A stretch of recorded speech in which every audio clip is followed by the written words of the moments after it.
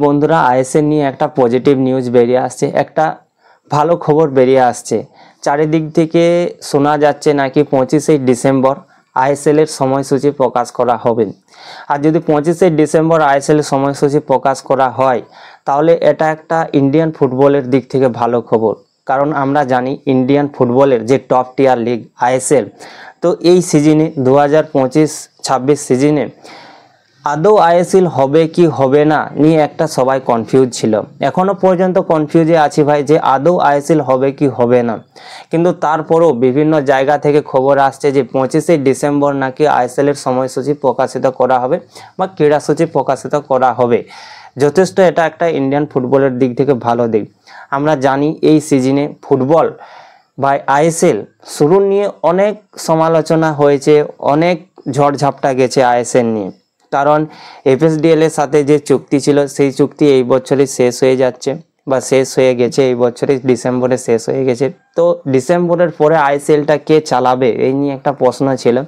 তো সেই নিয়ে আমাদের এআইএফএফ যারা আছে, এআইএফএফ এর কর্মকর্তা আছে, তো সেই চিন্তা ভাবনা করে আইএসএল এর ডেট প্রকাশিত করতে যখন লেট হয় তখন ক্লাবরা জানতে চায় যে এই সিজনের আইএসএল এর যে ক্লাবগুলো আছে তারা জানতে চায় যে এই সিজনে আদৌ কি আইএসএল হবে কি হবে না।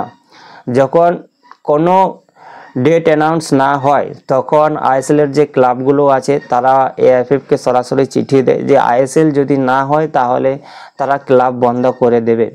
তারপর এআইএফএফ তারা ক্লাবগুলোকে বলে যে এই বছরে আইএসএল হবে, তো তোমরা তার আগে সুপার কাপ হবে, আইএসএল শুরু হওয়ার আগে সুপার কাপ হবে, তো তোমরা সবাই সুপার কাপে পার্টিসিপেট করো। তারপরে আইএসএল এর ডেট ঘোষণা করা হবে কখন হবে না।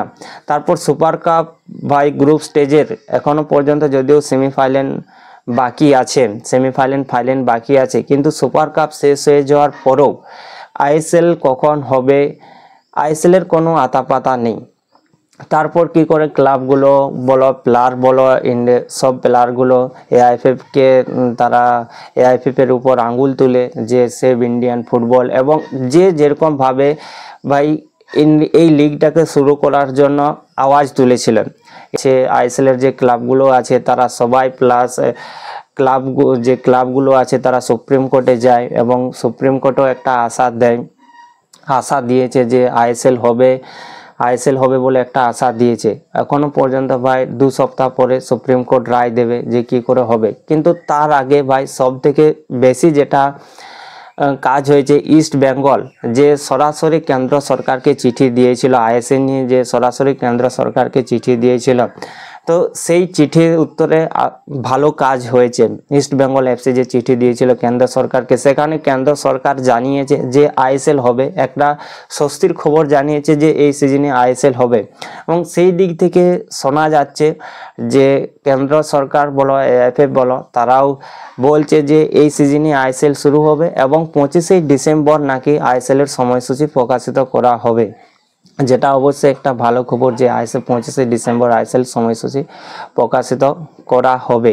বিশেষ করে যে ইন্ডিয়ান যে ব্রডকাস্টিং রাইটিং সমস্যাটা চলছে, যার জন্য এখনো পর্যন্ত অ্যানাউন্স করা হয়নি যে এত তারিখ থেকে আইএসএল শুরু হবে। তো তার মেন কারণ হলো ব্রডকাস্টিং এর প্রবলেম নিয়ে, যে কে খেলাটা দেখাবে। কিন্তু সরকার আশা দিয়েছে যে যদি কোনো ব্রডকাস্টিং রাইটিং যদি না যায়, কেউ যদি না কিনে খেলাটা লাইভ দেখানোর জন্য কোনো চ্যালেঞ্জ যদি না রাজি হয়, তাহলে যে আমাদের যে সরকারি চ্যানেল আছে দূরদর্শন, যে সরকারি চ্যানেল আছে, তো সেই চ্যানেলে আইএসএল আমরা খুব সহজেই দেখতে পাবো।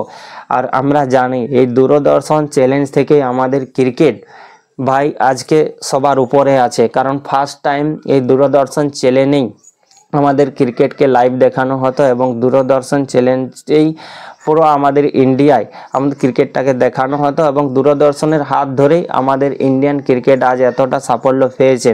তো আরও একবার সময় এসেছে যে ইন্ডিয়ান ফুটবলকেও এই দূরদর্শনের হাত ধরে যেন সাফল্য পায় আমাদের ইন্ডিয়ান ফুটবল, এবং কি ভালোভাবে গ্রো করে ইন্ডিয়ান ফুটবল এই দূরদর্শনের হাত ধরে। বন্ধুরা, যদি ভিডিও ভালো লেগে থাকে লাইক করে দাও আর চ্যানেলটি সাবস্ক্রাইব করে নাও, কারণ তোমরা এখানে Indian football related video daily update পাই। তো প্লিজ সবাই চ্যানেলটি সাবস্ক্রাইব করে নাও। তো দেখা হচ্ছে পরের ভিডিওতে, ততক্ষণ পর্যন্ত সবাই সুস্থ থাকো, ভালো থাকো, জয় হিন্দ।